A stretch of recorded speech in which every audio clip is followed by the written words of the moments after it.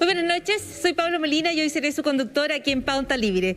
Este es un programa especial, es nuestro último programa antes de la elección de constituyentes, de gobernaciones, alcaldías, concejalías en Chile.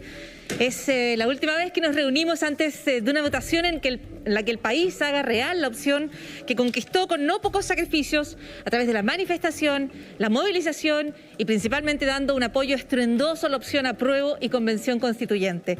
Es por eso y porque al menos una parte del sistema político escuchó que estamos aquí. Son momentos expectantes y los vivimos entre la luz y la sombra.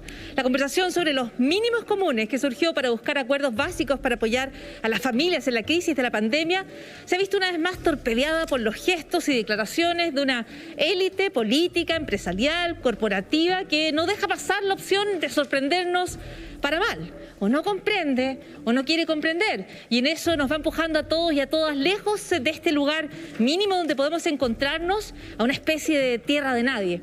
Hablemos de mínimos comunes en serio. El primero, los impuestos. El gobierno una vez más queda corto frente a las necesidades reales del país. El presidente Piñera, que llegó al poder planteando una modernización o corrección tributaria que no era más que cobrar un poco menos a los que más tienen, enfrenta el desafío cada vez mayor de ignorar una discusión que ya no es solo nacional, sino mundial sobre la necesidad de aumentar la contribución de los sectores más ricos del país. En Chile, el primero y el principal de esos sectores está claro, es la minería. Pero también es momento de terminar, pese al enorme poder de los grupos de siempre, con las exenciones y con algunas figuras insostenibles en materia tributaria como la renta presunta. Las empresas también quedan cortas, o al revés, más bien se pasan 3 pueblos, como la Tsunami cuando amenaza con la desaparición de la minería si se aplica un royalty. Una amenaza solo comparable a la premonición de Evelyn Matei, candidata a la presidencia hoy, que advirtió el incendio del país si se retiraba el 10%. Hoy sabemos que los retiros son malas políticas públicas, pero también sabemos que son medidas de emergencia, que cuando llueve es momento de abrir el paraguas. Queda corta la justicia en derechos humanos, pero alguna señal entrega el fiscal nacional cuando pide revisar las causas archivadas después del 19 de octubre. Queda corto también y expuesto el canciller Andrés Alemán cuando en este contexto y en una declaración oficial sale a condenar la violencia en Colombia y no tiene una palabra en esa declaración de reproche para la violencia policial, cuando todas las organizaciones de derechos humanos hablan de la gravedad de esas fuerzas policiales en su actuar frente a las manifestaciones también allá en Colombia. Son las sombras, pero vamos a la luz. Lo que se viene no es una elección cualquiera. En cada nación, y ciertamente en Chile, son contadas las veces en que las páginas de la historia se abren para que hombres y mujeres caminen entre ellas y redefinan nuestros destinos, sus destinos, impulsando, escribiendo, aprobando las reglas bajo las cuales estamos dispuestas a convivir. No toda generación escribe una constitución y ninguna generación hasta ahora en el mundo ha escrito una constitución con hombres y mujeres como hará Chile. Quienes quieren un cambio, las personas que empujaron y lograron derribar un muro que parecía infranqueable, la Constitución de 1980, en algunos días, junto a toda una nación, tenemos la próxima semana la opción de decidir, en la paz y la tranquilidad de la urna, el camino que queremos para Chile. Un camino que nos lleva a encontrar, ojalá, algo más que un mínimo común. Un espacio que nos aleje de esta tierra de nadie, en la que nadie quiere vivir, y nos lleve a una nación donde podamos compartir con la dignidad que aspiramos y merecemos. Esta semana, el fiscal nacional Jorge Abbott se reunió con los fiscales regionales para ratificar lo que planteó en su cuenta pública. La prioridad es acelerar las investigaciones que involucran a víctimas por delitos vinculados al atropello de derechos humanos durante el estallido del 2019. Una fuerte crisis social se mantiene en Colombia a raíz de la ahora retirada reforma tributaria y que se extendió hacia otras temáticas como salud, educación y en rechazo a la brutalidad policial que se ha dado en las calles. Conversamos con la economista Andrea Repeto acerca del proyecto de renta básica universal, reforma previsional y reforma tributaria. A raíz de una investigación del medio digital CIPER, la periodista Gabriela Pizarro nos entrega detalles de las 174 zonas ocupadas por el narcotráfico en la región metropolitana.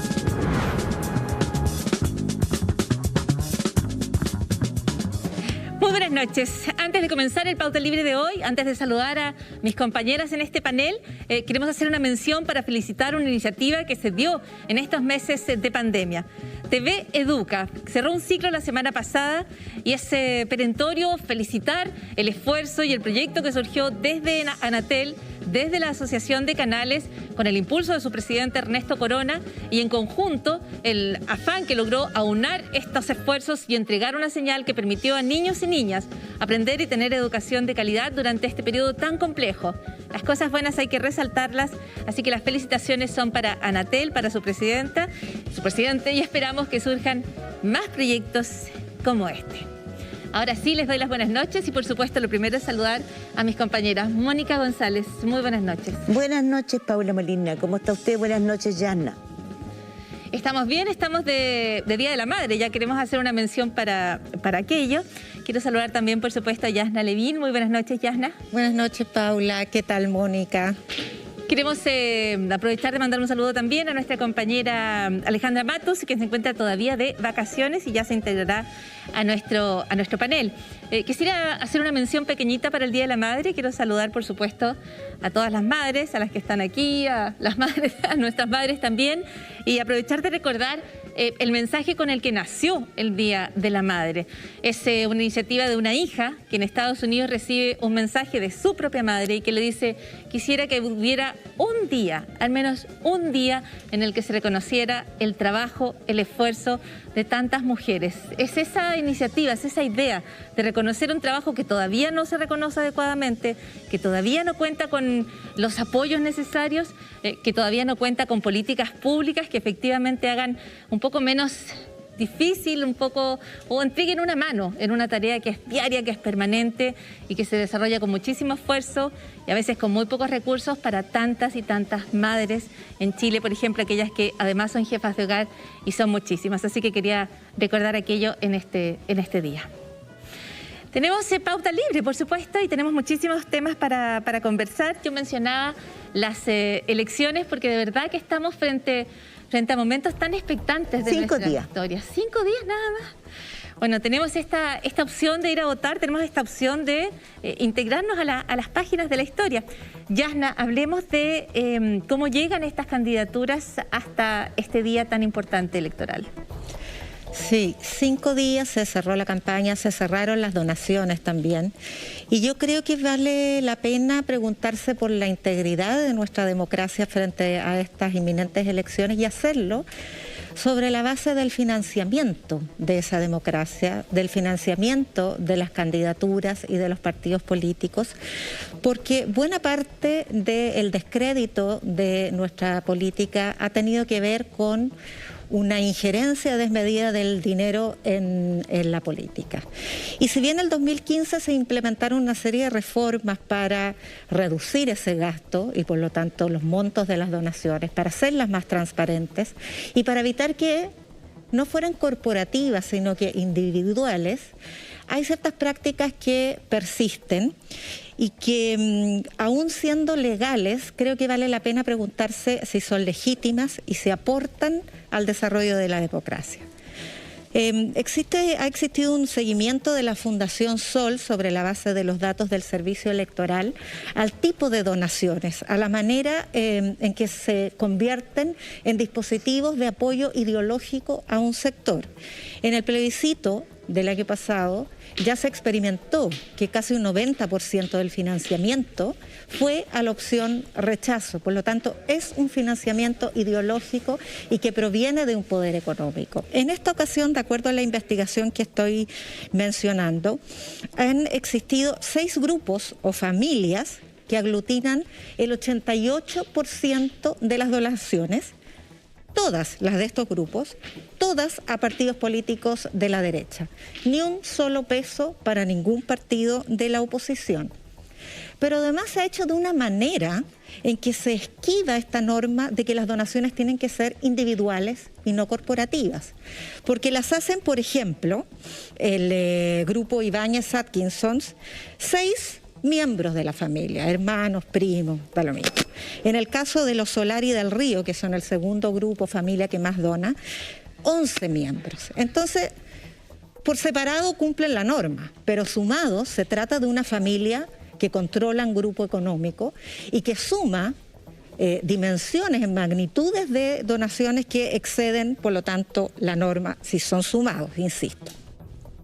Entre los 20 candidatos que han recibido más donaciones, 19 son de derecha. 19 son de derecha. Uno no lo es. René Cortázar, demócrata cristiano, es el sexto en el lugar de donaciones.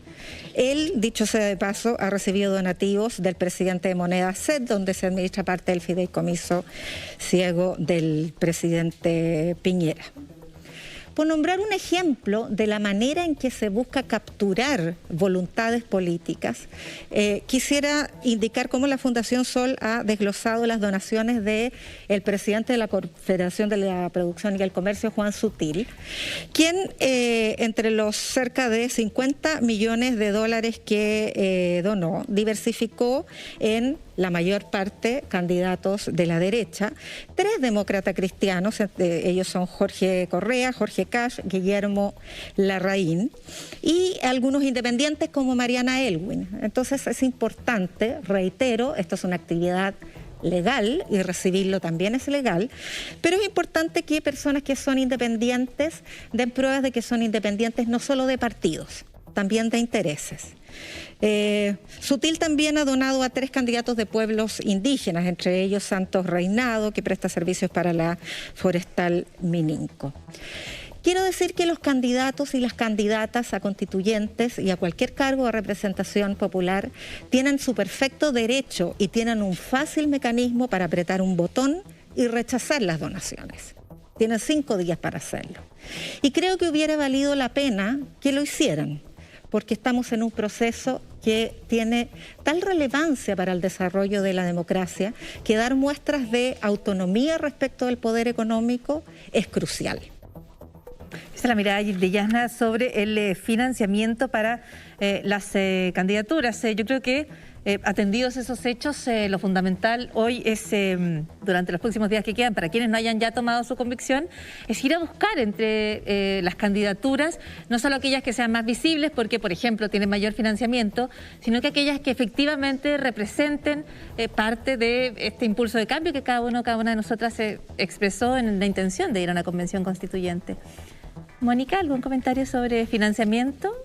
Es que yo creo que el tema es bastante más complejo, ¿no? Porque hay un financiamiento oculto que sigue rondando en la sociedad, que es el más millonario y es el más pernicioso y que está avalado por el Servicio de Impuestos Internos. ¿Y por qué digo esto? Porque en el tiempo reciente lo que ocurrió es que más de 20 grandes empresas en este país lograron sortear los procesos por financiamiento ilegal de la política, porque el Servicio de Impuestos Internos resolvió no presentar querella. Es decir, aquí estamos frente a un tema que es muy complejo. ¿Cuál es ese tema para mí? El tema, un nudo que ahora que estamos hablando de mínimos comunes debiéramos enfrentarlo. Fíjense bien, para personas como el abogado Ricardo Escobar, que es el que diseñó esta teoría junto con el abogado Samuel Donoso, de que el financiamiento ilegal de la política no era delito, era un tema administrativo, porque siempre va a haber financiamiento de la política. Tiene que financiarla porque tiene que financiarse. De los privados para cooptar. Hay financiamiento público. Entonces, ¿qué es lo que hicieron? Ellos plantearon que esto era un tema de, como se dice, que es un fraude tributario, porque se hace a través de boletas, estudios que no se hacen. Todo es falso, pero se emiten boletas. Entonces son boletas ideológicamente falsas que me cargó, porque finalmente es un delito. Son boletas truchas, son boletas que son delictivas. Entonces, el Servicio de Impuestos Internos lo que hace es cobrarle los impuestos que no pagó porque no se hizo. O sea, ese es un gasto que no se hizo, es un gasto que no corresponde, por lo tanto, tiene que pagar impuestos y las multas. Y lo hace en un tribunal a puertas cerradas. Entonces nosotros los ciudadanos nunca nos enteramos de qué empresas, a qué candidatos, a quién les entregó plata y cuánto, cuál es el monto con el que financió ilegalmente la política. Yo creo que este momento en el que estamos es el momento en que tenemos que pensar que una de las cosas más importantes en estos mínimos comunes es que se está hablando de aumentar las facultades del Servicio de Impuestos Internos, es que eso no puede volver a pasar. Es decir, el Servicio de Impuestos Internos no puede tener el monopolio de decidir a quién, contra quién se querella y qué es lo que hace. Porque eso es impunidad para el financiamiento político ilegal. El fiscal Abbott, el fiscal nacional, acaba de decir que eso no puede volver a ocurrir.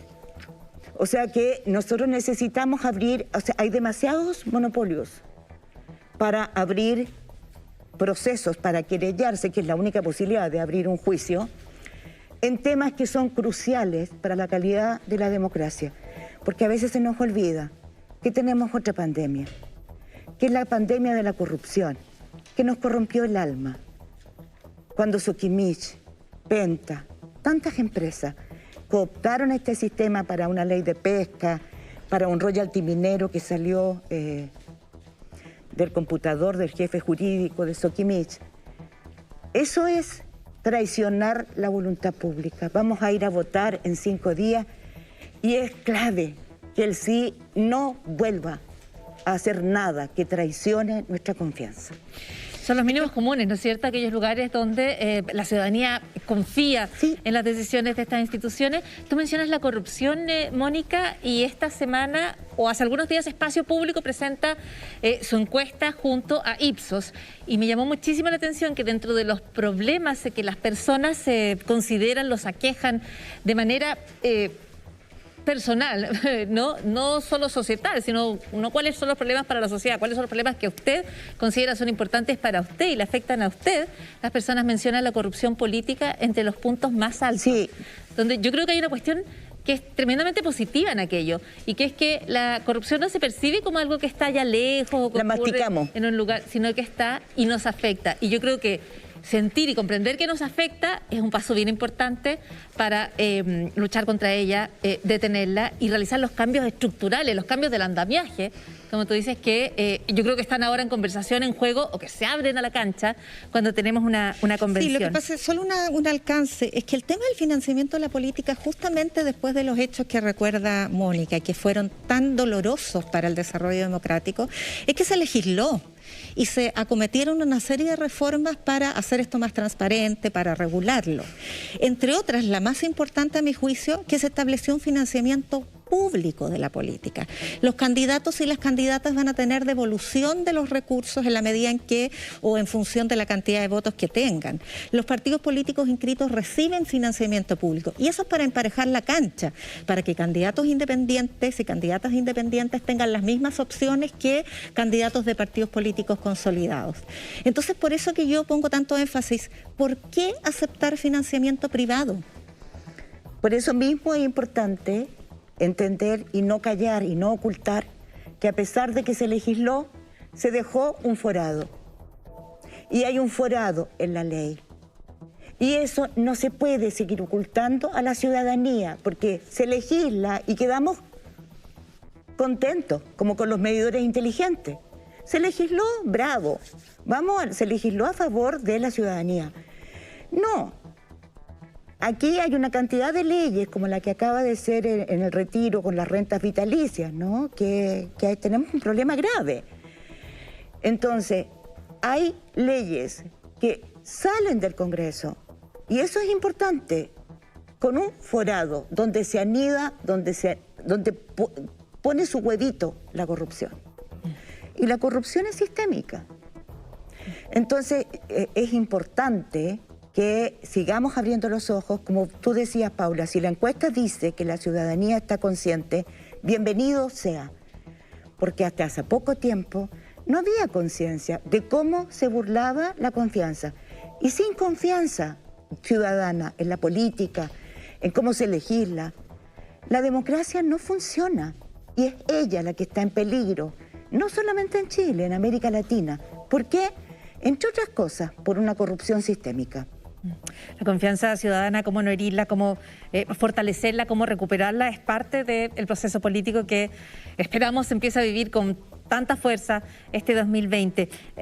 Mencionamos el tema de los derechos humanos, que es un tema importante en nuestra historia, en nuestro presente, y es la base sobre la cual, de nuevo, mínimos comunes, ¿no? Más que mínimos, espacios comunes en los cuales queremos encontrarnos, como por ejemplo el respeto restricto a los derechos humanos. El fiscal habla de crear una fiscalía especializada en derechos humanos. Para avanzar en esta conversación, la invitación es a escuchar parte de las declaraciones que hizo desde España el abogado Baltasar Garzón al programa Mentiras Verdaderas, precisamente respecto a este tema. Que es el que encabeza la presentación a la Corte Penal Internacional, ¿cierto? Exactamente. Lo que se busca es, como acaba de decir, que no haya impunidad. Lo que se ha percibido o hemos percibido, y en mi caso hablo en primera persona porque lo he visto, lo he seguido, incluso de alguna forma he participado próximamente en todos estos acontecimientos, primero dirigiéndome en un artículo al presidente Piñera en una carta abierta y después en otro segundo artículo al pueblo de Chile. ¿Por qué? Pues por mi vinculación especial con Chile, que no se le escapa a nadie, y supongo que hablaremos de ello a lo largo de esta entrevista. Y porque viví, como digo, en primera línea, y nunca mejor dicho, porque me acompañaron los chicos y chicas de primera línea y fui con ellos a Plaza Dignidad y estuve con ellos durante las cargas de carabineros, con los guanacos, con la única protección de unos escudos casi hechos de material reciclable y algún casco de albañil o de trabajador, y lo que percibí es que había una dinámica que no es la de estrictamente la seguridad de las personas, sino más bien la de confrontación, ataque. Y por tanto, eso nos pone en un escenario en el que la intencionalidad delictiva empieza a dibujarse. Si además a ello le añades la masividad de los ataques, la cantidad de víctimas, los estallidos oculares, más de 400 y pico, alguna desaparición, muertes, abuso sexual, tortura y sobre todo el volumen de personas detenidas, más de 2.500, es decir, y por contra, nadie de las fuerzas y cuerpos de seguridad del Estado, y un volumen que usted citaba de causas archivadas, se dibuja con toda claridad, por una parte, la sistematicidad de los hechos, la política generalizada de que esto se produjera de esta forma y no de otra, y por tanto las instrucciones concretas desde la más alta responsabilidad del Estado y de otros ubicados en los ministerios respectivos y específicamente en Carabineros, incluso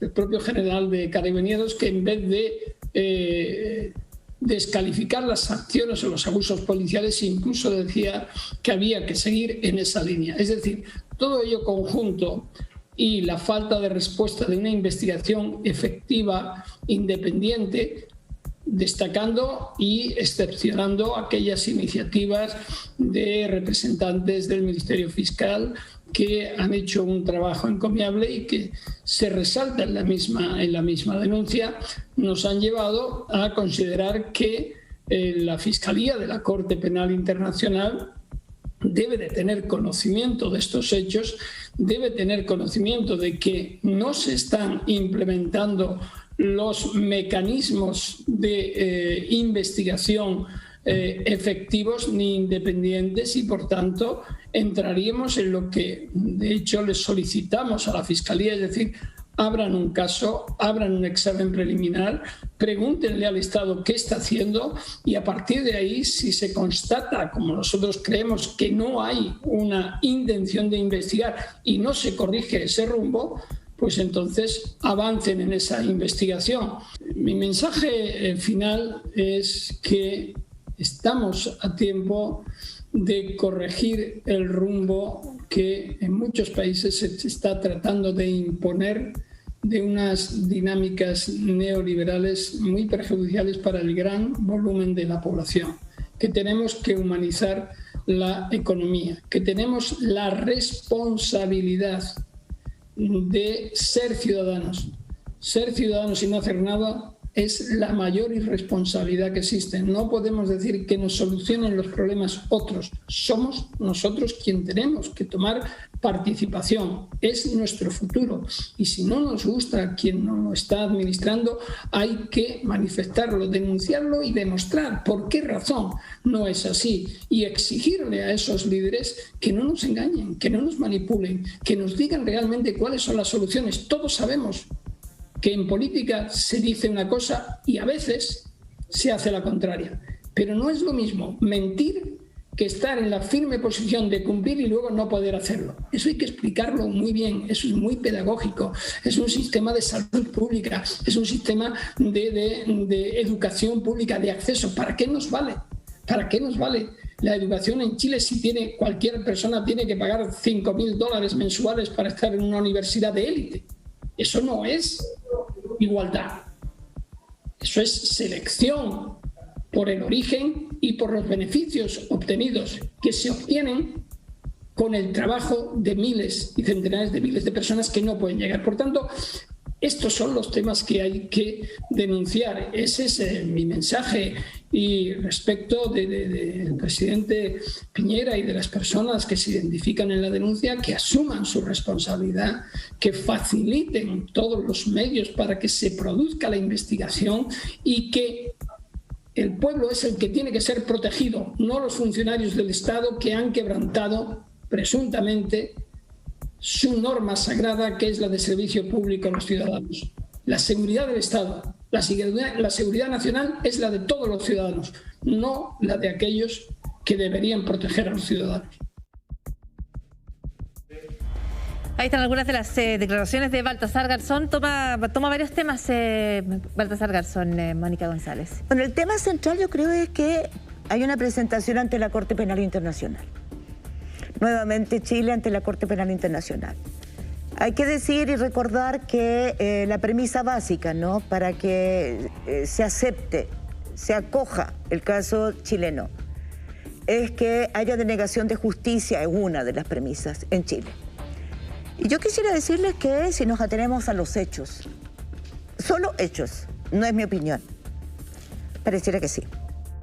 Fíjense bien que si analizamos las cifras del Ministerio Público, cerró sin formalización 3.050 causas de violación a los derechos humanos entre el 18 de octubre y el último día de marzo del 2020, que es el periodo en que hubo manifestaciones intermitentes durante todos esos tiempos. Fíjense bien, en todas esas causas, a mí lo que me impresiona, según el Ministerio Público, emergen 8.630 víctimas de violaciones a los derechos humanos. Entre paréntesis, las 3.050 causas. Es el 46% de todas las causas que se abrieron por violación a los derechos humanos. Se cerraron sin formalizados, sin avance en la investigación, sin nada. Por eso el fiscal Abbott ahora está diciendo, pero también por otras razones más. Esos datos son corroborados por el Instituto Nacional de Derechos Humanos, que certifica que solo 118 agentes del Estado han sido formalizados por las graves violaciones a los derechos humanos. Tengamos en cuenta que hay más de 2.000 personas que están certificadas, que han sido víctimas de graves violaciones a los derechos humanos, entre las que se cuentan más de 400 personas con lesiones oculares. Y aquí viene la cifra que grafica la denegación de justicia. Fíjense bien, hay un solo proceso que terminó con una condena para una persona. Un solo funcionario de Carabineros condenado. ¿Saben lo que es terrible? Es que cuando uno analiza, porque nosotros tenemos un juicio por delitos de lesa humanidad, lo sigue la fiscal de Valparaíso, Claudia Peribanich, desde el 7 de noviembre del año pasado.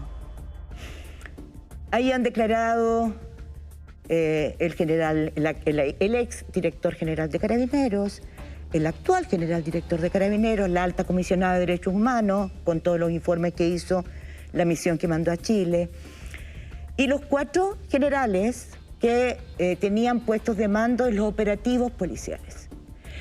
Yo me he dado el trabajo de revisar una por una esas declaraciones. ¿Saben lo que me parece increíble? Que ellos saben que van a tener que enfrentar una corte aquí o acullá, porque se ponen de acuerdo para decir que no tienen ni un catastro de heridos en manifestaciones en Chile, que no les fue posible porque el INDH, el Instituto Nacional de Derechos Humanos, les prohibió el contacto con las víctimas para no revictimizar a las personas, y que por esa razón ellos no lo tienen porque carecen de herramientas para saber quiénes son detenidos. No tienen idea, solo los enteraron por la prensa de Gustavo Gatica, lesionado en sus 2 ojos, de Fabiola Campillay, lesionado en sus 2 ojos, por la prensa. Son declaraciones judiciales que son una burla, porque dicen todos lo mismo. Nunca hubo una orden para burlar los protocolos y se violaron una y otra vez los protocolos. Supimos por la prensa que había lesiones con algunos perdigones. No sabemos quién provocó las lesiones en los ojos. Estoy hablando absolutamente de las declaraciones que entregan estos 4 altos generales más el director general. ¿Saben lo que hay en eso? Una burla. Porque también me dediqué a revisar más declaraciones. Y hay, por ejemplo, Alex Núñez, que fue asesinado a golpes en Maipú por funcionarios de Carabineros. Y entonces yo solamente, como dije, son hechos. No quiero plantear ninguna opinión. El general Rosas dice que no tiene idea que este señor murió en Maipú, pero no saben por qué murió. Apareció muerto, apareció gravemente herido y después murió, no tienen idea. Pero el Consejo de Defensa del Estado, en su querella del 31 de enero de 2020, dice, comillas, al interior de Carabineros existe un concierto entre algunos de sus integrantes que individualiza con nombre y apellido. Entre ellos nombra a Gary Valenzuela, el funcionario de Carabineros que está sindicado como uno de los que le provocó la muerte a Alex Núñez. Fíjense bien, para tratar de ocultar las circunstancias en que Alex Núñez fue brutalmente golpeado y a la vez inculpar a otros carabineros. Esto es lo que está ocurriendo en estos momentos. Una cofradía del silencio para evitar juicios. Por eso es importante lo que ha hecho el fiscal Abbott. Crear una división especial para reabrir las causas que están cerradas.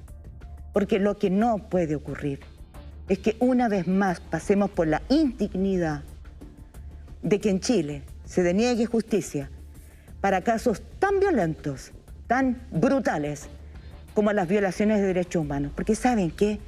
Así no funciona la democracia. Y esto va a seguir pasando. Y no puede haber ni un solo abuso más. Es un dato clarísimo el de una sola condena. Hay 118 imputados, 113 de ellos son carabineros, 4 son del Ejército, 1 es de la Armada. Y como ha dicho Mónica González, hay una condena y las declaraciones en el tono en que tú has descrito, Mónica.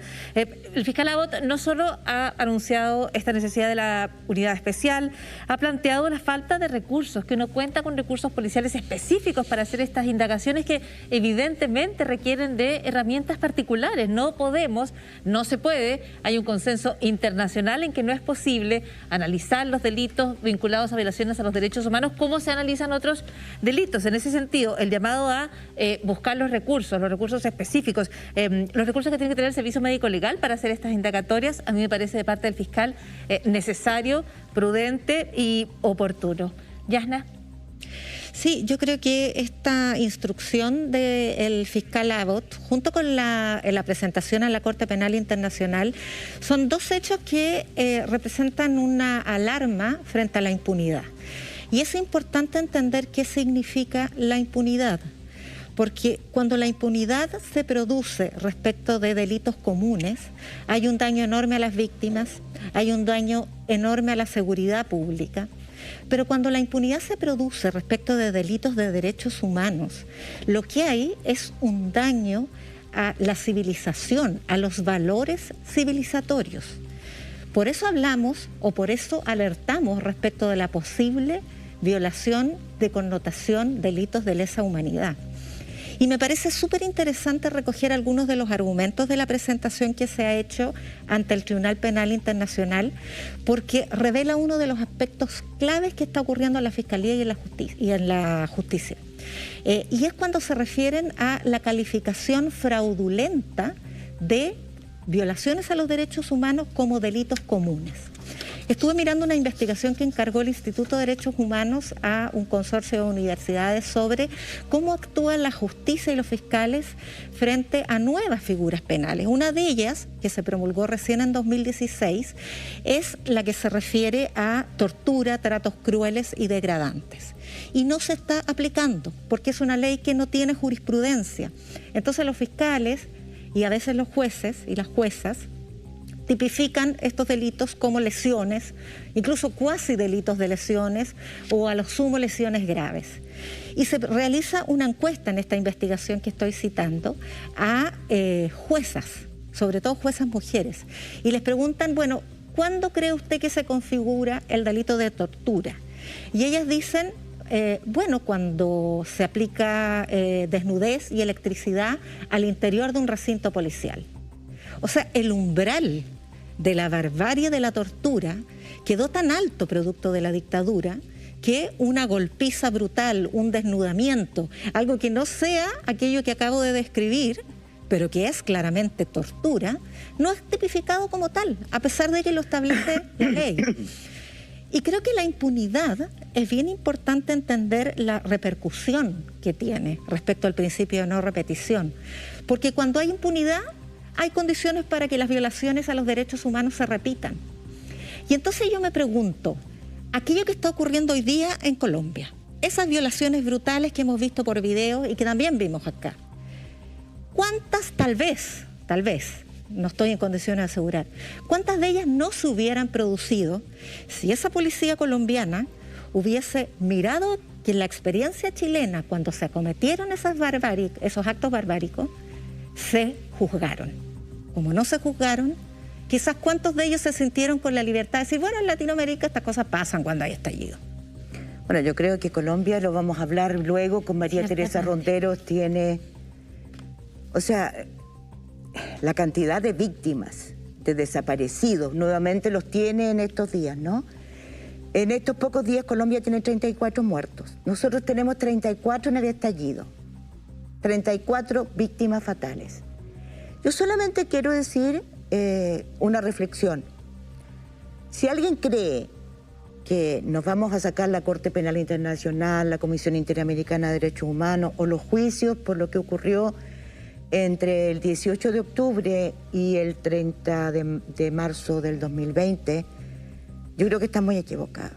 Porque con 34 muertos, con más de 2.500 víctimas que sufrieron graves violaciones a sus derechos humanos, y como tú decías, con la falta de medios para identificar esas víctimas, porque todos dicen que no han identificado a las víctimas, que no las han podido buscar, no las han podido encontrar. Extraño, ¿no? O sea, entonces quiere decir que para nosotros esto va a seguir rondando como un fantasma. Un país que tiene deudas pendientes en derechos humanos es como un lastre. Es como que un freno te impide volar, te impide despegar. Porque así es la memoria histórica, porque así es la falta de justicia, porque así es la denegación de justicia. Funciona como un freno que te impide desarrollar las áreas que importan en un país. Entonces, para nosotros es clave. Y yo creo que Carabineros va a hacer todo lo que pueda para cerrar esta cofradía del silencio y nosotros, la ciudadanía, tendrá que hacer todo lo posible porque la justicia funcione en Chile. Y lo peor es que yo creo que al gobierno del presidente Sebastián Piñera va a tener que lidiar con este fantasma. Y lidiar con este fantasma, les quiero decir, a veces significa saber que no puedes salir a viajar al extranjero, porque en cualquier aeropuerto, cuando se levante la pandemia, cuando sea posible, te pueden detener.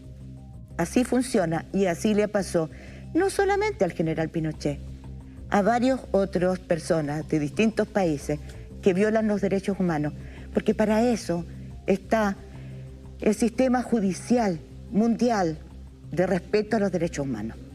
Vamos a estar hablando de Colombia, vamos a estar hablando de derechos humanos, vamos a estar hablando del derecho a las manifestaciones y por supuesto vamos a estar hablando de cómo no es posible contraponer la necesidad de restablecer el orden bajo el cual todos queremos vivir en términos de una convivencia segura y tranquila. Aquello en ningún caso se puede contraponer con la permanente necesidad de respetar los derechos de todos y de todas. Nos vamos a ir a una primera pausa aquí en este Pauta Libre. Vamos a estar conversando de renta básica universal, de ayudas a las familias, con la destacada economista Andrea Repetto. No solo conoce muchísimo de políticas públicas, también conoce el tema de la pobreza. Vamos a estar conversando de eso y de muchísimo más. La invitación es a seguir con nosotros, con nosotras y por supuesto, como siempre, el agradecimiento a su sintonía. Continuamos en este Pauta Libre, estamos junto a Mónica González, junto a Yasna Levin, estamos revisando la actualidad, vamos a estar hablando de economía, agradecemos por supuesto su sintonía y sus comentarios. Yasna quiere hacer una apreciación respecto a montos de donación en campañas políticas. Sí, es que mencioné la donación del presidente de la CPC, Juan Sutil, y dije casi 50 millones de dólares, pero en realidad es de pesos, me equivoqué con la divisa, 48,5 para ser exactos. Perfecto, queda hecho entonces queda aclarado el punto. Hablemos de economía, ¿no? Tenemos una tremenda invitada. Tenemos a una tremenda invitada. Le saludamos a esta hora a Andrea Repetto. Lo decíamos antes de la pausa. Andrea Repetto es una persona que conoce muy bien de economía, que sigue las políticas públicas y que además ha estado en varias de las comisiones de voces expertas cuando se han buscado, cuando han sido convocadas para resolver algunos de nuestros problemas más acuciantes, o al menos intentar o empezar a resolverlos. Hay muchísimo en economía para conversar. Muy buenas noches. Bienvenida, Andrea Repetto. Hola, muchísimas gracias a ustedes por la invitación. Buenas noches, Mónica, Paula, Yasna. Muchísimas gracias por estar con nosotros. Mónica, ¿quieres partir con la...? Muy buenas noches, Andrea Repetto. Yo creo que lo más importante de Andrea Repetto es que puso un antes y un después con esa columna que hizo en el Mercurio diciendo que era realmente lo que de los 12.000 millones de dólares, ahora sí que son 12.000 millones de dólares, que el gobierno dice que invirtió en la ayuda social a las familias que están pasando por una situación dramática producto de la pandemia. Y ella hizo el desglose, efectivamente, de cuánto de esa plata había llegado a los bolsillos de la familia. Y yo creo que otro de los roles importantes que jugó Andrea Repetto es junto a la presidenta del Colegio Médico cuando ustedes convocaron a un grupo de economistas para plantear y se llegó a esa cifra, ¿no? De cuál era el plan de ayuda a la familia, cuánto era el dinero que se podía utilizar ya que Chile no tiene una deuda pública tan grande, o sea, puede en situaciones de emergencia usar sus fondos de reserva.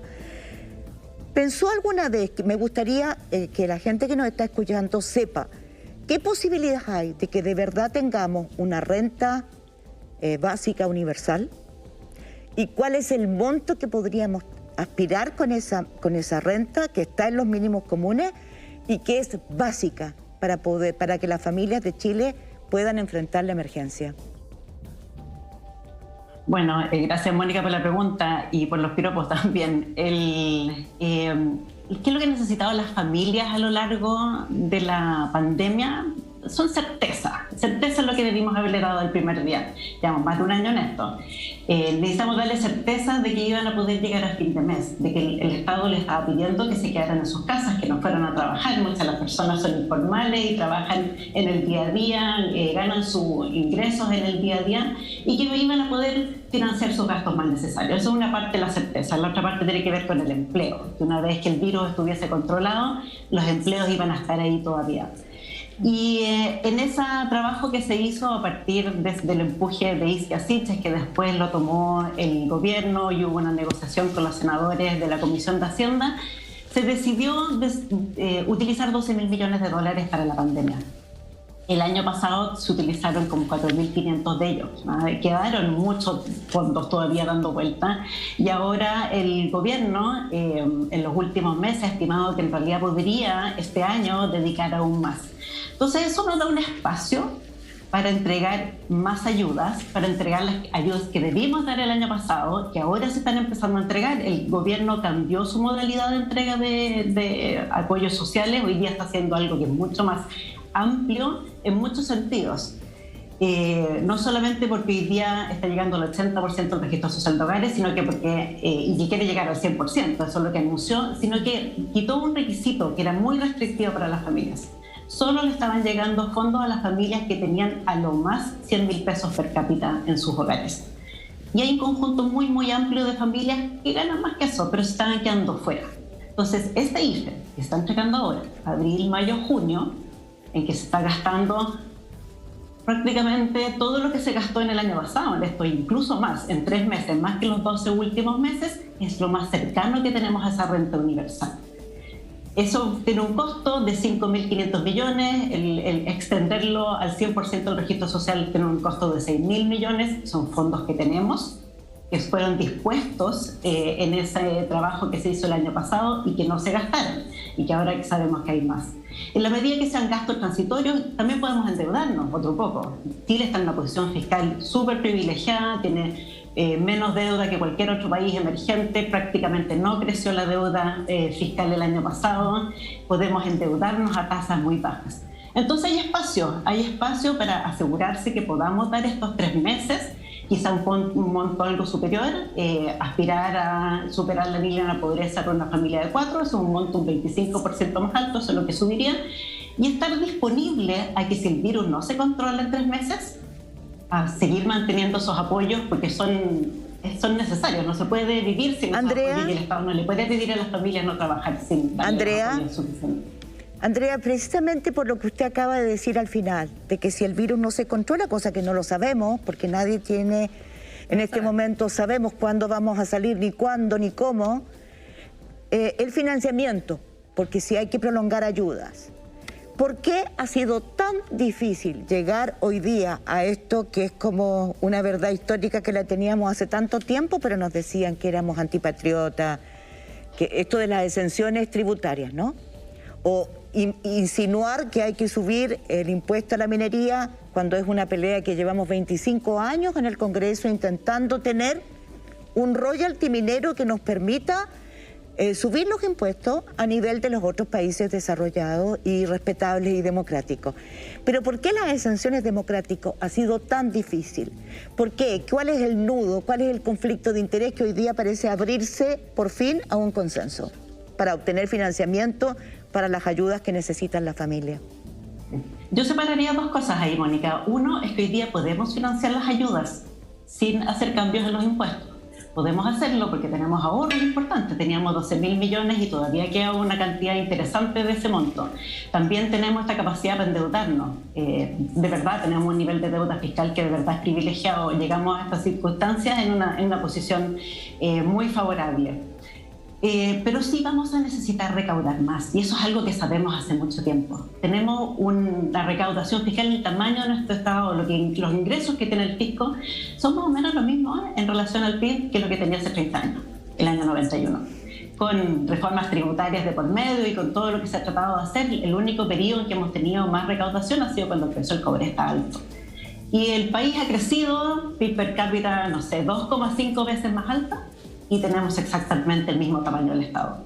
Y por cierto, no podemos entregar muchas de las prestaciones que son razonablemente demandadas por la familia. Necesitamos reducir esas listas de espera en salud, necesitamos mejores pensiones. Ustedes están mostrando ahí cómo se han multiplicado las ollas comunes, cómo vamos a tener un problema de desnutrición, quizá en unos núcleos pequeñitos, pero sigue siendo grave, sigue siendo una tragedia. Entonces tenemos que elevar nuestra recaudación fiscal. Y el primer candidato, evidentemente el que ha puesto todo sobre la mesa, son las exenciones tributarias. En Chile tenemos no solamente una recaudación fiscal baja, sino que tenemos mucha de nuestra recaudación que proviene del IVA, que lo pagamos todos, lo pagan las personas ricas, lo pagan las personas más vulnerables, y tenemos muy poca recaudación de parte de las personas. Y es ahí donde uno pierde progresividad, donde pierde que las personas que tienen más recursos colaboren más a través del sistema tributario. Y las exenciones son parte de ese motivo. Entonces uno tiene que partir por eso. Por cierto, hay gente que pierde. Es una exención, es un trato favorable, vas a tener que entregar ese trato favorable, pero pareciera que por fin, este era un trato que tuvieron con la reforma tributaria que hicieron a principios del 2020, final del 2019, no recuerdo exactamente cuándo, era un trato político que había que hacer. Y tenemos que partir por eso. O sea, eso es como el primer pie para comenzar a conversar de una revisión más amplia del sistema tributario.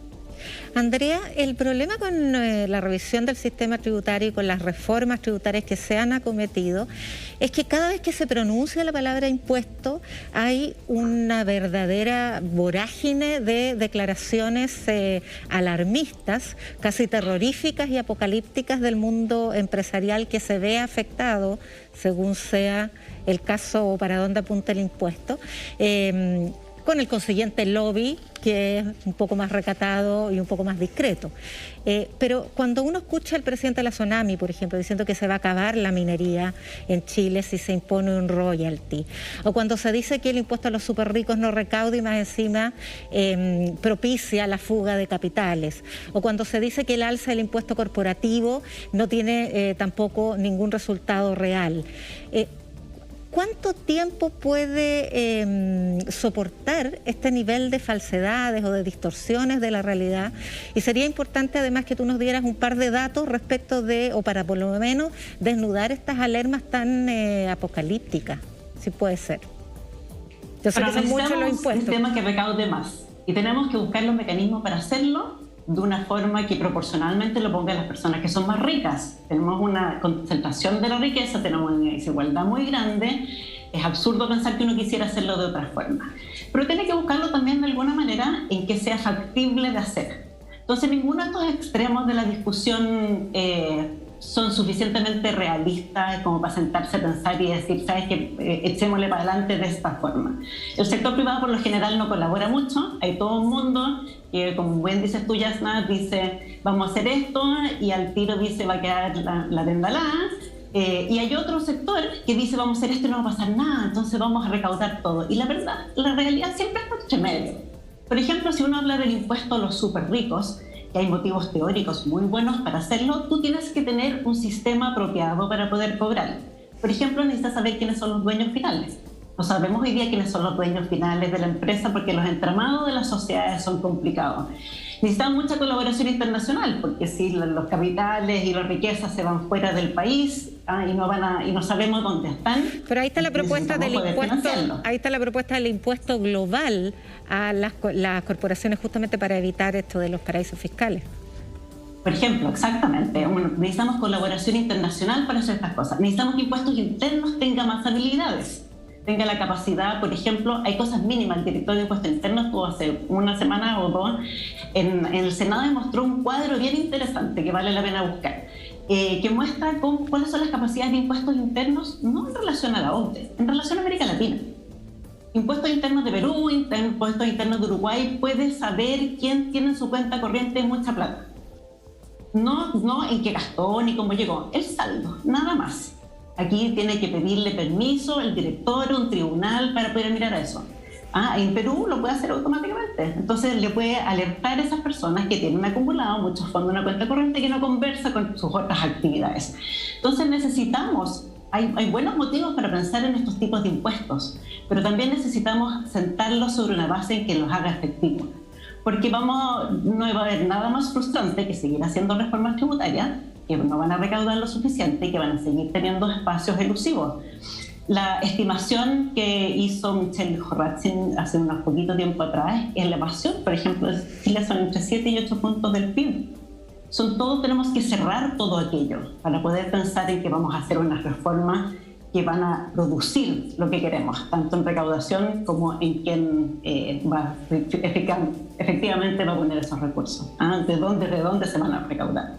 Entonces, la verdad, Yasna, yo creo que la realidad está en algún punto entre medio. Tenemos una forma de discutir impuestos que hace muy difícil avanzar. El país no se va a caer a pedazos, pero tampoco vamos a recaudar infinito. Ninguno de las dos posiciones, creo yo, que de verdad representan lo que puede suceder, dado lo que sabemos que sucede en otros países del mundo y en nuestro propio país en términos de impuestos. Andrea Repeto, uno de los conceptos que más controversia ha generado en esta pandemia es el de la focalización o hiperfocalización, porque parece en una situación de emergencia y es completamente descabellado pensar en focalizar en una emergencia, pero la focalización es un instrumento que se ha utilizado, por supuesto, desde Odeplan, pero durante todos los gobiernos posteriores desde la reanudación de la democracia. La ficha CAS fue ficha CAS 2, luego vino la ficha de protección social y hoy día tenemos el registro social de hogares. Son instrumentos para caracterizar socioeconómicamente a las personas de tal manera de focalizar políticas públicas en materia social. Entonces, ¿hasta qué punto hay un enfoque tecnocrático que es responsable también de haber consolidado esta mirada de la política social que es completamente contraria al sentido de la universalidad de derechos? Y yo creo que yo soy partidaria de irnos moviendo en esa dirección que planteas tú. Hay muchos programas se han ido universalizando una exageración, se han ido extendiendo su focalización. Hay algunos pocos programas, no muchos, pocos, llegan al 80%, buena parte llega al 60%. En pandemia no tenía ningún sentido hacer eso. No sabemos quién es quién, es tener que estar pidiendo a la gente que demuestre que necesita, que demuestre que está en problema, es de una falta de confianza hacia la ciudadanía y, por cierto, una falta de confianza en la ciudadanía hacia el Estado. Pero tenemos que reparar la manera en que hacemos política social en términos generales también. Y lo que estamos haciendo ahora, lamentablemente, ha sido replicar lo que hacemos normalmente. La focalización es una parte del problema. Tú focalizas en un grupo el 40% y alguien que está en el 41% es idéntico a alguien que está en el 40%, pero lo dejaste completamente afuera. Eso genera una sensación de injusticia muy grande. Focalizas a nivel de personas o a nivel de individuos y no a nivel de comunidad. La superación de la pobreza no es doméstica. Tú lo haces, la subvención escolar preferencial debiese llegar a toda la escuela, no a algunos niños de la escuela, a todo el barrio, porque las personas viven en circunstancias que son muy similares. Le ponen muchas condiciones también. Las condiciones son una carga adicional a las familias. Tienen que cumplir con cosas que a veces no pueden cumplir. Tienen que cumplir con un empleo formal. Tienen que cumplir con que sus niños tengan buenas notas en la escuela. Y si el niño no tiene buenas notas en la escuela, se entiende que este niñito no se esforzó y que la familia no se esforzó y por lo tanto no tiene derecho a este recurso adicional. Tenemos una problemática de cómo diseñamos la política social. La focalización es una parte de ese problema. Yo creo que las condiciones que les ponemos a la gente también son otra parte del problema que tenemos que empezar a superar. Mirando para adelante, espero que la Convención piense en estos problemas, porque justamente estamos hablando, cuando hablamos de derechos sociales, que es la palabra que tú usaste, Yasna, va justamente en esa dirección.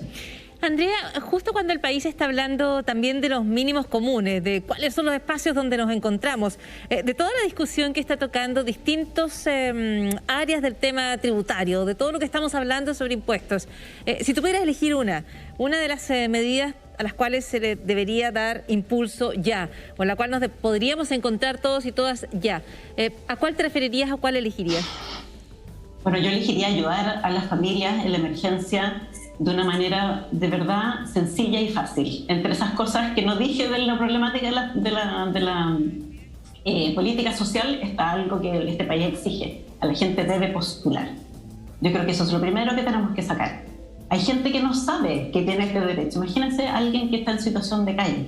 alguien que no tiene acceso a internet, alguien que vive en el mundo rural y que no hay un municipio muy activo, no hay una organización de la sociedad civil que haya llegado donde ellos. Hay mucha gente que se pierde al pedirles que postulen. Y el Estado sabe mucho de las familias. ¿Por qué les pide que postule cuando tiene una buena idea de quiénes son los que tienen derecho y son elegibles? Si algunos se quedaron afuera, habrá un mecanismo para poder pedir que te sumen y te agreguen, pero creo que yo pediría tener una renta básica de emergencia, si le quieres poner ese nombre, que dé certezas, y parte de la certeza es quitar la condición que ya se hizo, los 100.000 pesos, que era una condición demasiado estricta y que es lo que ha escondido en el fondo de por qué han llegado tan poco las ayudas y que la gente no tenga que postular. Perfecto, muchísimas gracias, Andrea, por la entrevista, por las respuestas, y esperamos tenerte en algún momento, ojalá cercano, aquí con nosotras en el panel, en el Pauta Libre, para seguir hablando de estos temas que van a seguir en nuestra conversación y en nuestro debate. Muchísimas gracias. Gracias a ustedes. Buenas noches, Andrea. Le decimos a Andrea Repetto, ¿cuánto hemos avanzado desde una primera ayuda que se ofreció a las familias que llegaba a cuánto? ¿65.000 pesos? Sí. ¿Cómo hemos avanzado? Y por otro lado, ¿cuánto sufrimiento se ha tenido que vivir en todos estos meses? ¿Cuántas ollas comunes, cuántas aprensiones, cuántas familias pasando por tantas y tantas dificultades? Vamos a seguir hablando de estos temas. Este es Pauta Libre. Estamos junto a Yasna Levín, junto a Mónica González. Soy Paula Molina. Tenemos una pequeña pausa y continuamos.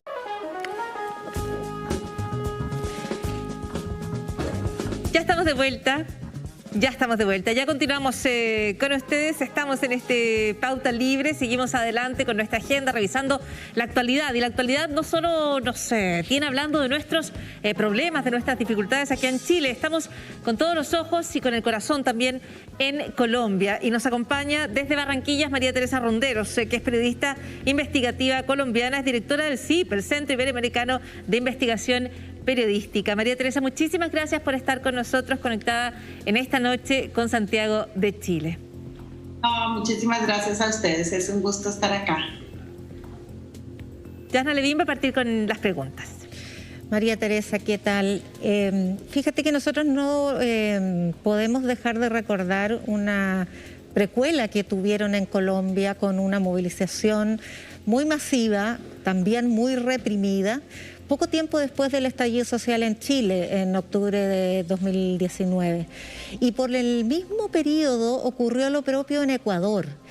Entonces uno se pone a reflexionar respecto de qué pasa en estos tres países que hay en común, y son 3 de los primeros 10 países con mayor desigualdad en nuestra región. Entonces me gustaría saber, desde el punto de vista de las demandas, de los contenidos de la movilización, más allá de la reforma tributaria que se había planteado, ¿cuáles son las condiciones sociales y económicas que han propiciado esto y en qué medida el gobierno de Duque las fue agudizando? Bueno, lo que ha sucedido en Colombia, o este último estallido en Colombia de los últimos 10 días, ha tenido mucho que ver con que se juntaron muchas cosas. Por un lado, venía más de 75.000 familias llorando sus muertos por el COVID. Tenemos además un nivel de pobreza que se creció de una manera absurda. Colombia, ahora el último dato que nos dio el DANE a principios de mayo fue de 22 millones de personas por debajo de la línea de pobreza, casi 7 millones bajo pobreza extrema, que es un aumento monumental. Y las ayudas del gobierno, ha habido ayudas del gobierno y las ampliaron, pero no dan abasto, no cubren ni siquiera la mitad de lo que se necesita, y además de eso las ayudas son muy poquitas. Eso coincidió obviamente con una reforma tributaria sumamente escasa, aunque tenía algunos elementos progresistas, digamos. El grueso caía sobre las personas individuales y sobre todo sobre la clase media, y algunas cosas ampliando el impuesto al valor agregado, el IVA, para la gente más pobre en realidad. Entonces, esto causó, obviamente, fue la piedra de estallido. Y hay una cantidad de demandas que vienen desde el 19, como tú bien dices, que están sumamente reprimidas porque con la pandemia se encerró todo, se cerró el país por el COVID y se quedó ahí eso ahí reprimido, pero estalló en este momento porque este país tiene unos problemas de desigualdad, como tú bien decías, muy graves, pero también veníamos de un proceso lleno de esperanza que era el proceso de paz y este gobierno lo cerró. Lo bajó al nivel más bajo, lo desprestigia todos los días desde los más altos niveles. Entonces también hay muchísima organización social muy frustrada porque están viendo el problema de la seguridad ampliarse en zonas donde antes hubo guerra y se alcanzó a aprobar, digamos, la paz por un año, por unos meses en algunas zonas. Y este gobierno ha descuidado totalmente eso con un discurso sumamente guerrerista, tratando de desprestigiar todo lo que se logró en el proceso de paz. Entonces aquí se mezcla todo eso. Si tú vas a ver hoy, fue un día terrible en la zona, sobre todo de Cali, donde llegaron miles de indígenas de la Minga, que se llama, que es como este movimiento colectivo de diferentes grupos indígenas de esa zona. Llegaron a Cali a protestar porque a ellos les prometieron toda clase de cosas hace unos 2 años este gobierno y no les ha cumplido en absolutamente nada. La gente está muy frustrada. Fue a marchar, a unirse a la movilización social para recuperar esta paz perdida y el gobierno está muy aislado de la gente. El presidente sale y repite los mismos 4 o 5 frases, totalmente desconectado, como que no está oyendo, está diciendo que quiere dialogar, pero algunos de los grupos que han ido a dialogar con él salen diciendo no está dispuesto a oír, no quiere oír nada, ellos quieren volver a reestructurar la misma reforma que ya tenían. Entonces, María eso Teresa, es lo que está pasando acá. María Teresa, esa falta de diálogo, esa sordera, parece que es común también a otros países y es por la debilidad de la democracia, ¿no? Ustedes son un país que tiene 9 millones de víctimas del conflicto armado que han vivido, 9 millones. En este momento completan, tengo entendido, 34 víctimas fatales, pero también hay muchos desaparecidos. ¿Qué está pasando con las fuerzas policiales que aparentemente, por lo que he leído, no están respetando, al igual que en nuestro país y en otros países, ni protocolos y se sienten con un poder y con una impunidad que les permite matar, torturar y reprimir de una manera brutal? Mira, Mónica, la organización Temblores, que es una organización independiente que se ha dedicado a documentar qué es lo que está haciendo la fuerza pública. Las últimas cifras que dio hoy fue 39 asesinatos, 12 casos de violencia sexual, 963 detenciones arbitrarias y 28 víctimas de agresiones a los ojos oculares, de gente que ha perdido los ojos. Todo a manos de la fuerza pública, hasta donde ellos han podido comprobar en medio de esta cosa sumamente confusa. La fuerza pública, sobre todo en algunas zonas del país, ha sido sumamente violenta, ha salido a reprimir, pero lo más preocupante es que han salido con armas de fuego, que violan todos los protocolos de enfrentar manifestaciones y han disparado a la población. Y también se ha visto una cantidad de hombres de civil que la gente los ha identificado como gente que viene con la policía y están también enfrentándose y disparando ante la multitud y ante la matanza. Ahora, el problema de fondo, Mónica, es que no hay un liderazgo civil que dé una pauta. El liderazgo civil del país ha dejado un poco a la policía sola.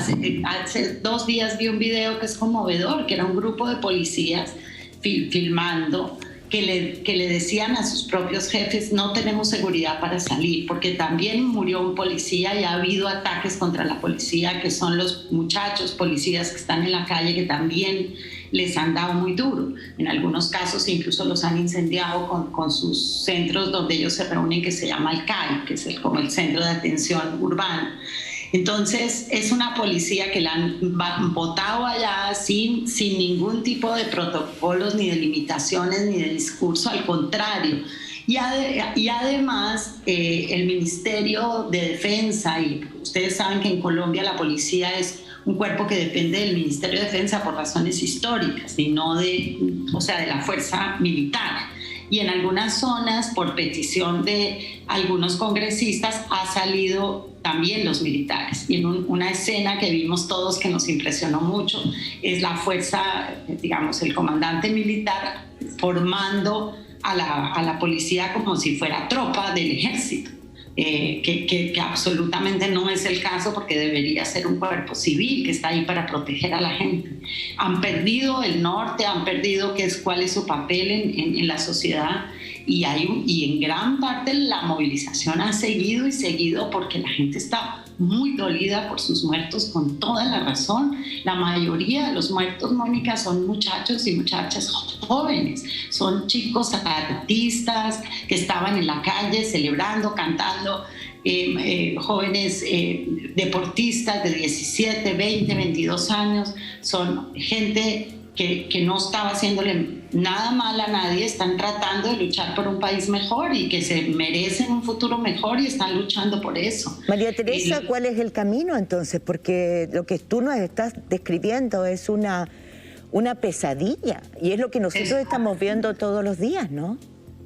Bueno, hay algún liderazgo, hay una movilización grande de la misma sociedad civil, están tratando de hacer como alianzas entre ellos, porque esta movilización es muy fragmentada, no es de un solo líder, no es de un solo grupo, es sumamente quebrada y fragmentada, y hay miles de grupos y hay miles de organizaciones. La iglesia está jugando un papel tratando de unir a la gente, de mediar. El comisionado de paz publicó hoy un artículo, y los dos que fueron los principales negociadores en la paz, pidiendo que por favor usen los instrumentos que dejó el acuerdo de paz, que están ahí, que solo los tienen que poner a actuar para poder iniciar un diálogo en serio de la sociedad con el gobierno. Hay mucha presión, el gobierno ha salido a decir, bueno, voy a empezar a dar más becas, los estudiantes, pero con una salida como muy floja, y nombró a un comisionado para la negociación, que es una persona que, pues como todo el mundo ya lo ha dicho, que no ha tenido una tradición de negociación, que no sabe, que no es experto, y además de eso que es una persona que más bien ha tenido una posición muy fundamentalista. Entonces no es la persona más indicada para estar negociando este proceso. Entonces la salida es muy difícil. Por un lado, si tú lo ves desde un lado, aunque estamos en un momento muy difícil, es también muy esperanzador ver esos miles de personas hace 2 o 3 días tocando masivamente, cantando, bailando, hay raps, hay música por todos lados, o sea, hay creatividad. Los líderes estudiantiles, si los oyen, ellos no están hablando de violencia ni de atacar a nadie, ellos están diciendo, sentémonos a conversar para crear unas normas donde quepamos todos. Y yo creo que esa fuerza es también muy nueva en Colombia, a diferencia de Chile, que ha tenido una tradición más larga de eso. Colombia, la guerra no nos había dejado como que eso floreciera, y mucha gente está metida ahí. Eso es muy nuevo, eso no es eso, y eso nos también de alguna manera nos llena de esperanza, porque hay una fuerza social que no se conocía. Así es, tu descripción, María Teresa, la verdad es que conmueve, nos imaginamos con cuánta angustia se sigue, no solo desde todo el mundo, desde toda América Latina, pero aquí en Chile, donde tenemos una población de familias que se han venido desde Colombia, donde hay una población migrante, solo podemos imaginar cómo van siguiendo lo que cuenta, lo que se ve, lo que se narra desde Colombia cada día. María Teresa, yo antes de despedirte y agradecerte, quería preguntarte una vez más por el tema del diálogo. Colombia ha sido capaz de dialogar allí donde el diálogo parecía imposible, improbable, frente a uno de los grandes conflictos, ¿no es cierto?, con la guerrilla dentro del continente. Tú has dicho, hoy día hay instancias de diálogo, y pese a que las respuestas del gobierno son flojas o son evasivas o no son las correctas, sigue ese impulso por conversar. ¿Crees que esa fuerza se va a mantener en Colombia? ¿Crees que bastará para poder sacarlos del lugar donde están? Yo creo que va a necesitar mucho liderazgo civil, y ha habido liderazgo civil. Otras fuerzas políticas están tratando de convocar, tratando de convencer al gobierno. Más bien el liderazgo empresarial, otro tipo de liderazgos ha estado más bien ausente. Ahí yo no he visto casi ninguna respuesta. Pero yo sí creo que de alguna manera esto se tiene que resolver. Si el gobierno continúa con esta línea de solamente reprimir y no escuchar, esto solo se va a agravar. Entonces yo creo que si el gobierno tiene alguna noción de cómo parar esto, es conversando con la gente, sentándose y haciendo negociación. Y yo creo que desde la sociedad civil hay una gran voluntad de negociación. Todo el mundo está un poco asustado porque esto se le ha metido mucho infiltrado, está muy revuelto, ya nadie sabe desde dónde se dispara. Y puede ser muy peligroso, o sea, ya está siendo muy, muy peligroso. Entonces, esperamos que haya más fuerza. Todos los que opinamos, que hablamos, que estamos en este tipo de cosas, estamos tratando de convocar a eso. Es decir, por favor, oiga, esto es una cosa sin precedentes en Colombia no es el país de antes, que se arreglaba a punta de represión y de bala y de todo eso que nos dejó toda la cantidad de víctimas que nos dejó. Ahora es otro país, es un país urbano, más educado, que tiene capacidad para exigir, y creo que el gobierno tiene que entender que vamos por otra ruta. Ahora, una cosa que complica es que empezamos ya desde este mes prácticamente la campaña electoral para la presidencia. Entonces hay muchos líderes políticos jugando al corto plazo de la política, y ahí eso se complica. Pero también la misma política le puede dar corriente o como canalizar alguna de este descontento en propuestas políticas para las próximas elecciones. Así es, y ahí probablemente estén las esperanzas de tantos y tantas personas en Colombia. María Teresa, muchísimas gracias por la descripción, el análisis, la mirada profunda que nos han entregado respecto a una situación que desde Chile y desde el mundo se observa en Colombia. Muchísimas gracias. Gracias a ustedes y un gran saludo para Mónica. Muchas gracias. Buenas noches, María Teresa. El saludo de María Teresa Ronderos, quien es maestra del periodismo, maestra de la Fundación Gabriel García Márquez, tal como nuestra Mónica González aquí en el estudio. Nos vamos a separar brevemente, seguimos en este Pauta Libre, tenemos todavía más temas para conversar, tenemos más actualidad, tenemos más noticias, análisis y conversación. Muchísimas gracias por estar con nosotras, todavía nos queda un bloque, así que sigue este Pauta Libre.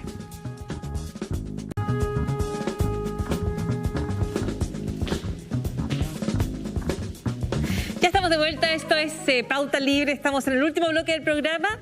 Soy Paula Molina, me acompañan Mónica González, Yasna Levín, y vamos a hablar de un tema de rabiosa actualidad, y tiene que ver con aquellas zonas en el país que están bajo la influencia, bajo la ocupación, incluso se podría decir, de bandas de narcotráfico, familias que viven bajo este problema.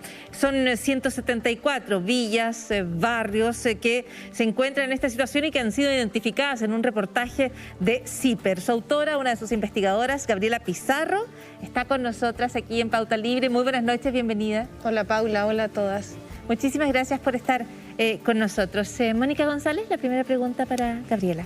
Gabriela, el tema del narcotráfico y las poblaciones se viene hablando, pero como que no se asume, pareciera. Entonces me gustaría que tú nos explicaras, porque Gabriela Pizarro es una periodista de investigación de gran trayectoria en CIPER.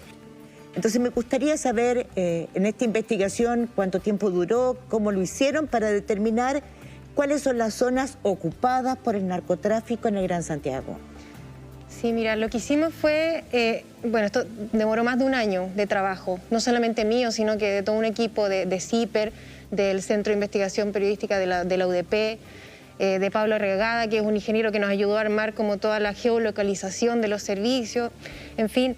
Lo que hicimos fue tomar primero como base las investigaciones que ya había hecho CIPER el 2009 y el 2012 para rastrear estas zonas, y además tomar un informe del año 2016 de la Fiscalía, del Observatorio del Narcotráfico de la Fiscalía, que detalló muy bien en la región metropolitana los barrios críticos que concentraban delitos por tráfico de drogas. Y sobre esa muestra nosotros empezamos a aplicar filtros. Definimos zonas que, en primer lugar, muchas empresas distintas la identificaban como zonas rojas. O sea, zonas donde es complicado entrar, hay mucha violencia. ¿Podrías contarnos cuáles empresas? Porque ahí es donde uno empieza a delimitar que el Estado echó pie atrás, ¿no es cierto? Nosotros hablamos principalmente con 5 tipos de empresas. Empresas de agua, sanitaria, de empresas eléctricas, delivery de comida principalmente, ambulancias y correos. porque son empresas que tienen que entrar sí o sí a las calles a hacer su trabajo, ¿no? Y esos 5 tipos de servicios los trabajadores, los dirigentes sindicales nos fueron contando, sí, mira, acá tenemos problemas, y fuimos haciendo ese filtro y dejando las zonas que efectivamente concentraban las alertas. Y además, disculpa, ¿sí? Interrupción, cuando te decían tenemos problemas, ¿qué problemas tienen? ¿Cómo se define un distinto problema? tipo. Por ejemplo, los carteros en muchas zonas tenían que quedar expuestos a las balaceras, balas locas. Había un cartero que nos relataba cómo... O a robos, ¿no? Robos, por supuesto. Hasta les cobran peaje. Salen con bolsas de monedas para pasar monedas mientras tienen que entregar las cartas. Algunos incluso salen armados con bates, con cuchillos, porque es muy dura la interacción con el crimen organizado en la calle. Son sectores donde el crimen organizado tiene su gente en la calle, tiene control total. Sus soldados, saben quién entra, quién sale, quién vino a hacer, qué vino a hacer la persona que entró, que no es de ahí. Entonces muchos carteros, por ejemplo, podían entrar, pero porque llevaban décadas trabajando en la misma población. Entonces ya los conocían. Ellos me decían, yo a estos cabros los conozco desde que salieron de la guata de la mamá. Y si me hacen algo, yo mismo los voy a acusar con la mamá. O sea, hay una interacción a otro nivel. Pero otro tipo de trabajadores, como la gente de las ambulancias o de las empresas sanitarias o de electricidad, están totalmente expuestos. No hay ninguna interacción ahí, ninguna capacidad de diálogo. Y son víctimas de robo, de amenaza, etcétera. Ahora, me imagino yo que ha permitido establecer una suerte de redes clientelares entre los narcos de cada territorio que indagaron ustedes con la población, porque el acceso a estos servicios básicos finalmente pasa por la autorización o el bloqueo de las redes de narcos. ¿De qué manera se podrían liberar? Porque es un verdadero yugo. Sí. ¿Hay expresiones, hay algún indicio, hay alguna esperanza, por último, de la población que está desconectada de servicios fundamentales frente a esta verdadera opresión? Es compleja la pregunta porque nosotros a la conclusión que llegamos conversando con expertos que se han dedicado a estudiar esto, es que la solución a este problema no pasa por un solo lado. No pasa, por ejemplo, porque se instale una comisaría o porque llegue el metro o porque la municipalidad funcione bien, porque son tantas capas las que tiene este problema que, por ejemplo, pues podemos poner una comisaría, pero son tantos factores los que influyen en que la gente comience a iniciar carreras criminales. Había una experta que lo explicaba muy bien, decía, hay al menos 5 factores que siempre se repiten. Deserción escolar, desempleo, rápido acceso a alcohol y drogas, presenciar violencia intrafamiliar o violencia entre terceros desde muy temprana edad, y por último, problemas de salud mental no tratados. Esos son como los 5 factores que efectivamente se repiten en toda esta zona y eso no te lo soluciona una comisaría, por ejemplo. No. Lo que pasa es que frente a distintas adversidades hay un elemento común en las comunidades de cierto tipo de territorio, sobre todo afectados por pobreza o carencia, vulnerabilidad, y es las redes de solidaridad. Sí. Eso es muy bueno y lo vimos en las ollas comunes desde luego, pero es un clásico en las comunidades con ese tipo de afectaciones. Aquí se produce eso frente a este enemigo, este opresor, y cómo se expresa. Existe, pero recordemos que estamos hablando de organizaciones territoriales, sociales, compuestas por los vecinos que tampoco tienen muchas herramientas para enfrentarse a un arma. Porque estamos hablando de soldados del narco que tienen acceso a un tipo de arma que hace 10 años no existía en las calles. Hace 10 años lo que existía era la arma hechiza, ¿no? Y la misma experta que nos mencionaba estos factores que yo te decía, nos decía, antes el que entraba a una banda criminal tenía que pasar ciertas etapas o pasar un tiempo para recibir un arma. Hoy día no, el arma se le entrega inmediatamente. Y vimos, perdona Mónica, es que vimos historias de organizaciones sociales que paraban ollas comunes, que tenían una actividad muy permanente en la población, pero en el momento en que se encontraban con el narco, hasta ahí nomás llegaban, porque la amenaza llegaba inmediatamente, e incluso contamos historias de personas que fueron asesinadas en Puente Alto por meterse en el negocio en contra del narco. Por lo tanto, lo que hay es una organización criminal que también quiere tener no solamente el control, sino que, si no me equivoco, quiere ser el que dispense cajas de alimentos, ayudas a los que necesitan. O sea, él es la ley y el Estado, ¿no? Es un Estado paralelo. De hecho, ese concepto lo ocupaba uno de los expertos. Decía, son como pequeños estados dictatoriales que benefician a quienes los dejan funcionar y castigan a quienes denuncian. Eso es así. Y lo que hacen es no solo coercionar a la gente a través de las amenazas y la violencia, sino que también resolverles los conflictos del día a día, que es el rol que debería tener el Estado en esos lugares, ¿no? Si tu hijo se enferma, si necesitas un medicamento caro, es el narco el que llega y te ofrece el dinero para solucionar ese problema. Entonces se comienza a construir todo como una forma paralela de solucionar los conflictos dentro de la población, y el Estado ahí se ha retirado, no actúa. ¿Y a quién representa el Estado en esa zona? Principalmente la policía. Y lo que nos cuentan las personas en todas las zonas que nosotros visitamos es que la policía no existe, la policía no aparece, ni frente a una denuncia de un robo, de un asesinato, o hasta que la música está fuerte en la noche, no entran. Eso no está ahí, pero tú dices también, esto no es un problema que se pueda solucionar con una comisaría. No. Este es un problema que tiene muchísimas capas, desde la deserción escolar, que más bien uno habla de abandono, de deserción escolar, pero la verdad es que son estudiantes, son jóvenes, son niñas, niños, adolescentes que de repente no pueden sencillamente seguir estudiando. Yo quería preguntarte, Gabriela, porque la impresión puede ser respecto a quienes no están cerca de estas realidades, a que se trata de situaciones muy marginales. O muy puntuales, ¿no es cierto? claro. O muy puntuales, o muy específicas. ¿Ustedes calculan cuántas personas viven en estas villas, barrios, bajo esta descripción que tú nos haces? Más de 1 millón de personas solamente en Santiago. Ni siquiera hablo de la región metropolitana completa, porque la investigación está muy focalizada en el Gran Santiago. Ajá. Pero es más de 1 millón de personas. O sea, estamos hablando por lo menos del 15% de la ciudad. Y esta historia no es nueva para esos sectores. O sea, esto ya lo contamos el 2009, el 2012...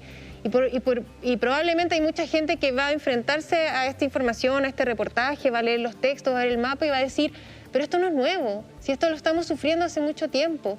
Y es cierto, pero hay un sector minoritario, creo yo, de una élite principalmente, y que lamentablemente ahí están las personas que toman las decisiones, que no se están haciendo cargo de este problema y están haciendo la vista gorda. Cuando tú hablas, perdón, pero cortito, nos diste muy clara la descripción, por ejemplo, de cartero, ¿no? La distribución del correo es una cuestión que se da sentada en distintos lugares. ¿Qué pasa, por ejemplo, con una ambulancia en una zona como esa? Las ambulancias tienen que esperar que la policía asegure la zona antes de entrar. Y ustedes imaginarán el tiempo vital que se pierde, y muchas veces las mismas personas de la ambulancia nos decían, muchas veces Carabineros no responde y nosotros nos vamos a exponer a nuestros funcionarios o a nosotros mismos a entrar a esa zona ante la amenaza de que nos llegue un balazo, de que nos amenacen, de que el baleado fue baleado por una persona que trató de asesinarlo de la banda rival, no a querer que llegue el funcionario de ambulancia a revivirlo. Hay historias, la atención, claro. Claro, y recogimos historias de trabajadores que llegaron con la ambulancia, comenzaron a tratar a la persona con la pistola en la cabeza. Entonces, y son funcionarios que ni siquiera tienen un seguro de vida o una bonificación que les reconozca ese peligro. Es tremenda la situación. Estamos conversando con Gabriela Pizarro. Es tremenda la investigación, además, que logra dar luz respecto a esta situación en la investigación de CIPER, que, como tú decías, se va reiterando y va mostrando además cómo este fenómeno se empieza a expandir un poco más cada año. Se visualiza, ¿no? Hay una visualización de la zona. Claro, y empezaron también a formarse macrozonas, o sea, barrios que nosotros en el 2012 vimos que era solamente un barrio, y ahora volvemos a revisar la misma zona y esto ha crecido. Conurbaciones. Conurbaciones controladas por el narco. Ahora, ¿esto alcanzó a tomar periodo pandémico o fue previa a la investigación? No, fue en plena pandemia. En plena pandemia. Sí. Y en la medida en que las cuarentenas se recrudecieron, ¿cómo afectó eso? porque el encierro, el hacinamiento, la falta de acceso a los trabajos, Exacto. por ejemplo, es como un micro hogar hacinado en términos barriales, ¿verdad? Sí, la pandemia agudizó todas las precariedades que sufren las personas en estas zonas. Pero el encierro, la cuarentena. El encierro, el hacinamiento, porque son zonas donde la gente vive muy hacinada, donde la falta de acceso a la vivienda se vive muy fuertemente. Por ejemplo, nosotros entramos a hogares donde vivía la dueña de casa, su madre, sus hijos y los hijos de sus hijos, en pocos metros cuadrados. Y eso no es algo extraño, fue una regla que nosotros vimos en todas las zonas que visitamos. Y además a eso sumémosle, por ejemplo, la falta de acceso a la educación. Estudiantes que con ese nivel de hacinamiento, pasando hambre, compartiendo el mismo dispositivo con más hermanos, ¿qué capacidad de concentración le podemos pedir a un estudiante o una estudiante O de en esas conexión, condiciones? la mínima conexión. En esa zona los profesores nos decían, a nosotros no nos interesan las notas, lo único que nos interesa es que los cabros vayan a las clases. Gabriela, tú hablabas de una élite, un sector que no entiende, que no dimensiona este drama, porque más de 1 millón de personas son prisioneros del narco. Sus casas no valen nada, porque son zonas donde no pueden vender sus casas. Casas que generalmente son de una toma, de mucho sacrificio. Las abandonan. O sea, esa gente no puede dejarla porque no tiene el dinero, además. Son prisioneros del narco. ¿Cómo graficarías tú la ausencia de políticas para ir en ayuda? O sea, ese estado de indefección en que se encuentra esa gran cantidad de personas del Gran Santiago. O sea, más de 1 millón de personas, sin pensar que en Antofagasta está pasando otro fenómeno similar, que es, según todos los indicios, Antofagasta es la segunda zona donde hay más tráfico de droga en Chile. Yo creo que el gran problema es, primero, verlo como un problema que se soluciona, por ejemplo, a través de la entrada fuerte con la policía, o otro tipo de soluciones que se han hablado, construir infraestructura, espacios públicos, deportivos, librerías, bibliotecas, para sacar a los chicos y a las chicas de la droga. Pero el problema es que esas zonas, como están controladas por el narco, finalmente todo lo que se haga ahí también queda a disposición del narco, porque el Estado lo que hace es entrar y luego retirarse. El Estado no mantiene su presencia en esa zona. Entonces todo lo que llega a hacer o entra policialmente y luego se retira, como ha pasado en la Luego Emergencia, que era una zona que en un momento se transformó como en la zona estrella donde estaba concentrado el narcotráfico y se metió la policía muy fuerte ahí. Y finalmente vimos que lo que ocurrió fue que tomaron la droga, los narcos, y se la llevaron a La Pintana. Y el castillo en La Pintana se transformó en el mall de la droga, como lo denominaron. Entonces, tratamos de solucionar parcialmente el problema acá y esto se corre y funciona acá. La Fiscalía da un paso para tratar de pillarlos en el negocio, pero el narcotráfico ya dio 10 pasos más. Entonces es muy difícil y las políticas públicas tampoco han sido consistentes y sostenidas en el tiempo. Eso es un factor que también lo mencionaban los expertos, muy importante, porque son tantas las cosas que se tienen que hacer y a tantos niveles, y los resultados se van a ver en décadas, no ahora. Y eso es poco atractivo para un político que está buscando votos y que está buscando el éxito inmediato. Gabriela, en algunos de los aspectos más visibles probablemente de este fenómeno, la opinión pública observa, por ejemplo, fuegos artificiales, ¿no es cierto? Descontrolados en algunos momentos, sí. O a veces observa cortejos fúnebres, incluso durante la pandemia, ¿no? Estos funerales que son muy, sí. muy vistosos. ¿Qué rol cumplen, por ejemplo, estas que son como señales que logran traspasar estas fronteras invisibles de estas villas y son observables o se miran desde el resto de la ciudad? Bueno, lo que sale principalmente en las noticias, que son los fuegos artificiales, los secuestros, los asesinatos. Las quitadas de droga, ¿no? Las quitadas de droga también, que tiene que ver con la presencia del armamento fácil en las poblaciones. Y hay un punto muy particular con el tema de los fuegos artificiales, porque sabemos que es algo que está prohibido, pero a ciertas horas de la noche la coordinación para lanzar estos fuegos artificiales es increíble y se siente en distintas partes de la capital. Claro, perdón, no es algo que la gente vea en las noticias, es algo que se escucha desde distintos lugares. Claro, yo pues sí creo que llega un punto en que es tanto que termina rebotando el tema en las noticias, pero como algo no se toma realmente. ¿Qué rol cumplen ese tipo de gestos? Por ejemplo, ¿qué rol cumple el fuego artificial? El fuego de artificio es para avisar la llegada de la droga, por ejemplo. En otras ocasiones es para celebrar algo. Porque al final lo que está diciendo el narco es: yo tengo el control de este lugar y yo hago lo que se me da la gana. Ese es el mensaje que está enviando. A pesar de que esos fuegos artificiales podrían incendiar la casa de los vecinos, pero le da lo mismo. Gabriela Pizarro, muchísimas gracias por entregarnos detalles de una investigación tan profunda, tan acuciosa como la que ustedes han hecho. Yo creo que solo debe llamar a la acción de las autoridades. Tú tienes razón, son programas complejos que requieren distintas capas que hay que pensar a mediano y largo plazo, pero eso no es motivo para no empezar a pensarlos o no empezar a abordarlos. Claro, sobre todo ahora que nos enfrentamos a la próxima constituyente. Perdón, así es. ¿Tenemos un regalo? Pero no puedo dárselo yo. Pero se lo puede. No. Gabriela, tenemos un regalo para ti. Muchas gracias. Muchísimas gracias por haber estado con nosotros en Gracias el a usted. El honor es mío. Gracias. Muchas gracias, Gabriela. Gracias. Quiero decir que hemos hecho un programa con puras mujeres entre nuestras entrevistadas. Hemos estado con la economista Andrea Repeto, hemos estado con María Teresa Monteros. Ronderos. Gracias. Desde Colombia hemos estado con Gabriela Pizarro. Así que llega el momento de despedirnos. Por supuesto, como siempre, agradecer su sintonía, su presencia, su compañía aquí en Pauta Libre. Mónica González, muy buenas noches. Buenas noches, Paula. Y preparémonos, cuidémonos, porque el sábado y el domingo nos espera una votación histórica. Así es, podemos votar uno de los 2 días. Hay gente que me ha preguntado: oye, hay que ir a votar los 2 días. No.